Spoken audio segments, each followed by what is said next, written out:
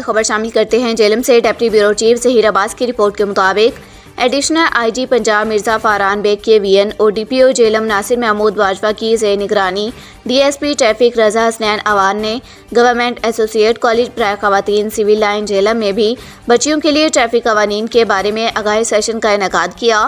ان کے ہمراہ incharge education wing inspector Majid Kiani اور chairman youth assembly for human rights ضلع جیلم عبدالغفور چوہان بھی تھے۔ معزز مہمانوں کی آمد پر پرنسپل ادارہ میڈم سمیت عرفہ اور سٹاف نے ان کا بھرپور استقبال کیا اور ان کو پھولوں کے گلدستے پیش کیے۔ ڈسٹرکٹ ٹریفک آفیسر رضا حسنین نے بڑی خوبصورتی کے ساتھ بچیوں کو ہیلمٹ کی افادیت اور پتنگ بازی ہوائی فائرنگ سے ہونے والے نقصانات سے آگاہ کیا۔ بچوں کو ڈرائیونگ لائسنس اور لرنر بنانے کا مکمل طریقہ بھی سمجھایا گیا۔